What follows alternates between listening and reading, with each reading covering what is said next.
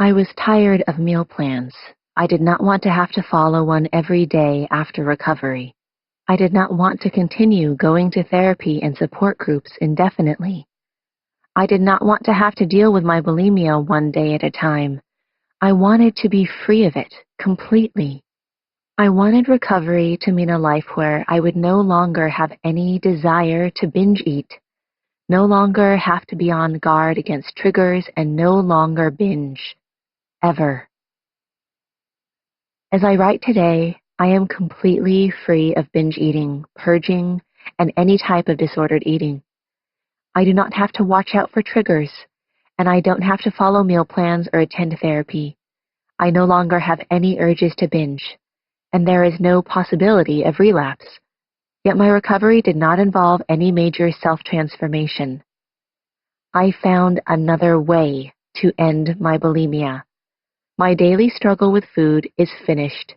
The pain that my habits brought me has disappeared. The misery of those years of binge eating is gone. The relief I feel to have put my eating disorder behind me is beyond words. My recovery was not typical. It did not involve special diets, emotional self-discovery, or spiritual enlightenment. It did not result from a decrease in anxiety, an increase in happiness, an improvement in self-esteem, a new medication, or any major life change. It was simply me, armed with a bit of knowledge, finally taking control of my own behavior. Today, perhaps I'm not the perfect, successful, confident, shining example of what a recovered bulimic should be, in love with life and in love with myself. But each day, I do have the opportunity to live a real life, with all the joy and pain it brings. I still have many of the same faults, problems, and weaknesses that I had when I was bulimic. But without the bulimia, those problems are immeasurably more manageable. I now have a family of my own, and I can be available to them and to all the people I care about. Without my bulimia consuming me, I'm better able to tackle the daily challenges that I face, even if I don't always cope well. I hope that my story will point other bulimics in a new direction, away from the myths of the butterfly theory of recovery and the constraints of the tamed house pet theory of recovery, and toward an alternative path to secure and lasting recovery. I believe that at any time we choose, we can use our own resources to end bulimia. This book is divided into 3 parts. Part 1 is a memoir of my eating disorder and my recovery.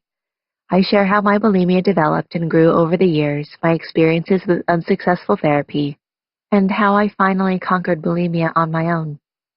Part 2 is an account of my journey to figure out what my bulimia was all about to begin with, and to explain to myself how I was able to recover so quickly and completely. The answers I found were surprising to me and very different from what I had learned in therapy. Part 3, I discussed topics that were often the focus of my unsuccessful therapy, such as low self-esteem, poor body image, coexisting problems, and eating a normal diet. In this book, I primarily address bulimics and those with binge eating disorder, BED, but anyone dealing with episodes of binge eating can benefit from what I've written. For those who are unsure if they fall into this category, here is a definition of binge eating, adapted from the Diagnostic and Statistical Manual of Mental Disorders, DSM, published by the American Psychiatric Association. An episode of binge eating is characterized by eating in a discrete period of time, for example within any 2-hour period, an amount of food that is definitely larger than most people would eat during a similar period of time and under similar circumstances, and by a sense of lack of control over eating during the episode. For example, a feeling that one cannot stop eating or control what or how much one is eating. Binge eating disorders affect many people. BED is more common than bulimia, with an estimated 2% of all adults in the U.S. affected, as many as 4 million Americans, according to a 2001 report. Bulimia occurs in about 1%, although the rates are probably much higher because bulimics often hide their disorder from others. Furthermore, bulimics are harder to identify because they do not have emaciated bodies like anorexics. Among teen girls, bulimia may affect as many as 5%. So far, I have used a female perspective in describing those with eating disorders, but this book can benefit men as well.